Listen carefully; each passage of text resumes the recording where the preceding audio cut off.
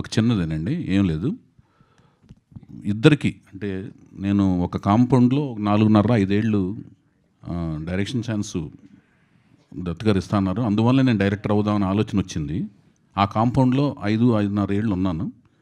తర్వాత ఇంకో కాంపౌండ్లో నాకు డైరెక్షన్ ఛాన్స్ వచ్చింది. ఇద్దరూ నాకు చిరస్మరణీయులు. దత్ గారి ఫోటో నా ఆఫీస్లో ఉంటుంది. అలాగే నాగార్జున గారు నాకు అవకాశం ఇచ్చారు. వాళ్ళ కుటుంబం నుంచి వచ్చి ఎదిగిన మహిళా శిరోమణులు, అదేంటి శక్తి స్వరూపణులు అయిన వాళ్ళిద్దరూ చేతుల మీదుగా ఇంకొక ఫ్యూచర్ భవిష్యత్తు మంచిగా ఉండాలన్న ఉద్దేశంతో నేను పరిచయం చేస్తున్న తెలుగు అమ్మాయి వాళ్ళ చేతుల మీదుగా అమ్మాయి పరిచయం కావడం అని అదృష్టంగా భావిస్తాను.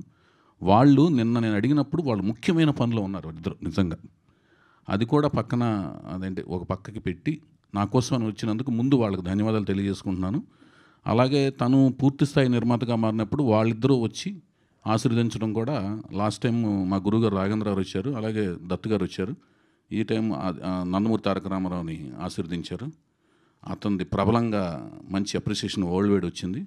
అట్లాగే ఈ అమ్మాయికి తనకి వీణకు కూడా మంచి ప్రబలంగా వరల్డ్ వైడ్ అప్రిసియేషన్ రావాలని మనస్ఫూర్తిగా కోరుకుంటున్నాను, విష్ చేస్తున్నాను. తనకు మంచి భవిష్యత్తు ఉండాలని మనస్ఫూర్తిగా కోరుకుంటున్నాను.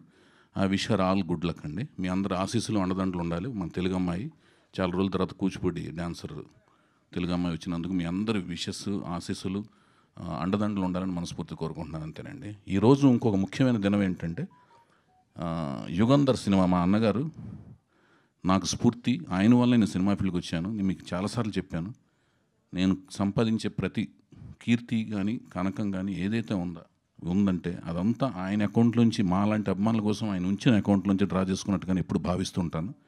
సో ఆ కీర్తి కానీ ఆ కనకం కానీ నాకు ప్రసాదించిన ఆయన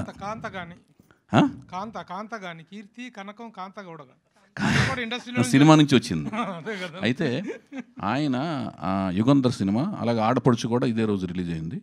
సో రెండు అంటే నాకు అనుకోకుండా లాస్ట్ సర్దార్ పాపారాయుడు రిలీజ్ రోజునేమో హీరోని మా నందమూరి తారక రామారావు గారు, హరికృష్ణ గారి మనోడు, అదే రామారావు గారి ముని మనోడు, హరికృష్ణ గారి మనోడు జానకిరామ్ గారి అబ్బాయిని పరిచయం చేసుకోవడం జరిగింది. ఈ రోజునేమో యుగంధర్. ఈ సినిమాకి నాకు ఒక కనెక్షన్ ఉంది. ఇళయరాజా గారు చేసిన ఏకైక సినిమా రామారావు గారి కోసం, అద్భుతమైన రీ రికార్డింగ్. సో ఆ సినిమా రోజున వీణని పరిచయం చేయడం అనేది ప్రపంచానికి, తెలుగు ప్రేక్షకులకు పరిచయం చేయడం ఒక చిరస్మరణీయ ఘట్టంగా ఫీల్ అవుతున్నాను. ఆడపడుచు అనే సినిమా కూడా రిలీజ్ అవడం అనేది. సో అది. తర్వాత భానుమతి గారు బహుముఖ ప్రజ్ఞాశాలి. ఆవిడ కూడా స్టూడియో అధినేత. తర్వాత పాట ఎంత అద్భుతమైన గాయనియో మీ అందరికీ తెలుసు. సో ఆవిడ కూడా దర్శకురాలు, నటి. ఇంకా ఆవిడ అందరికీ ఎంత అద్భుతమైన కమాండరో తెలుసు కదా మీకు.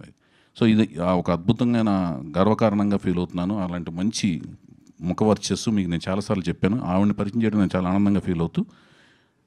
నువ్వేనా మాట్లాడతావా గీత?